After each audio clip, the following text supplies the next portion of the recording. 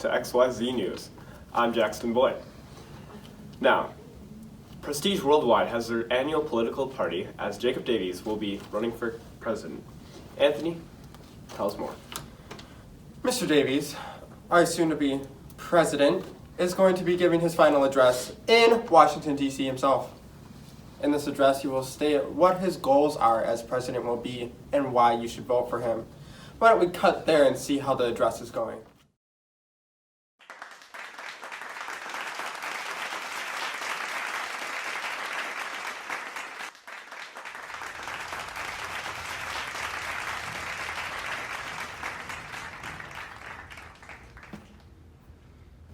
Thank you.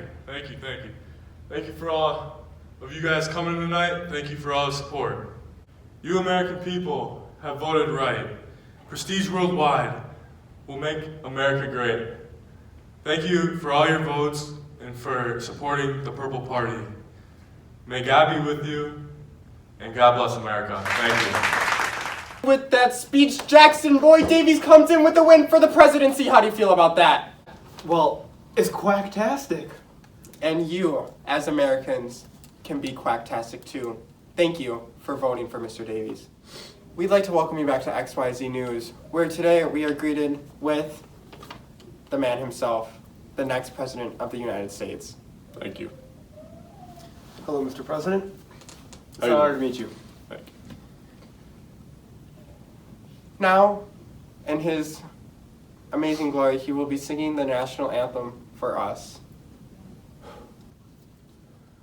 Oh, say, can you see by the dawn's early light what so proudly we hailed at the twilight's last gleaming, whose broad stripes and bright stars through the perilous fight o'er the ramparts we watched were so gallantly streaming, and the rocket's red glare, the bombs bursting in air, gave proof through the night that our flag was still there.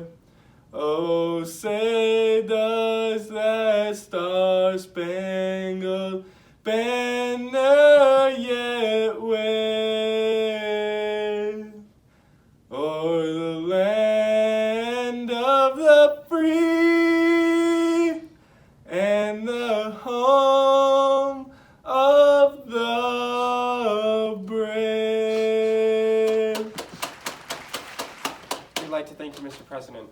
I thank you for all your support and all the help that you've given me through this presidential election. Back to you, Stacy, with the weather. Congratulations, Mr. President. Thank you, sir. I'm glad that you got to meet here today with me so we could talk about our policy of immigration and smuggling of drugs along the U.S. and Mexico border. What's wrong with it? Well, recent studies and statistics showed from our government that we have a top rating of drugs being smuggled into the United States, and I do not approve of that and would like to cut that down. So hopefully we could have security or someone to watch the smuggling happen down there so it's more strict and a better policy. I agree with that. Awesome. Thanks for doing business with you. Thank you. We'll keep touch. Thank you for coming to this meeting today. As the Vice President, I believe we should first begin by talking about our military. I agree. I agree on that as well. But more importantly, we need to bomb this country, Mr. President. Well, what'd you say? We need to bomb, B-O-M-B, this country. I think we should just settle down and think about all the possibilities that we have. If we do not, they will bomb us first, and we are going to lose millions of people. And we're going to be losing millions more of American lives and others if we do bomb them. There are countless American soldiers fighting for our country there. I agree. There's definitely different solutions for this. Let me ask you something. What is this? It's a cat. Exactly. See the cat with a smile? That's what happens when we bomb him first. You know what happens if we don't? Dead cat. Poor kitty. But there are other methods that we can discuss that don't involve bombing. What? Look, I have a solution. As commander-in-chief of this nation, I think that we should just set troops and spy on them. If anything bad happens, they'll be there.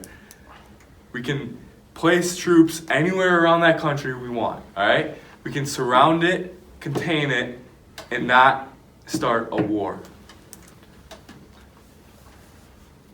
I agree with the president. That'll be a much better solution and fewer lives lost. Vice President? I'm sure Congress would agree.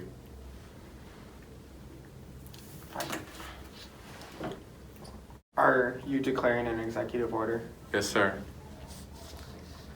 It will be done, Mr. President. Thank you. Case dismissed. Good, I'm hungry. Madam Speaker, Mr. Vice President, members of Congress, the First Lady of the United States, we meet tonight in a moment of limited potential as we begin a new Congress. I stand here ready to work with you to achieve historic breakthroughs for all Americans. Millions of our fellow citizens are watching us, now gathered in this great chamber, hoping we will govern not as two parties, but as one nation. The agenda I will lay out this evening is not a Republican agenda or a Democrat agenda. It's the agenda of the American people. Many of us have campaigned on the same core promises to defend American jobs and demand fair trade for American workers, to rebuild and revitalize our nation's infrastructure, to reduce the price of health care and prescription drugs, to create an immigration system that is safe, lawful, modern, and secure, and to pursue a foreign policy that puts America's interests first. There is a new opportunity in this American politics if we only have the courage together to seize it. Victory is not winning for our party. Victory is winning for our country. Be quacktastic. Thank you. May God bless you and God bless America. Heart beats fast, colors.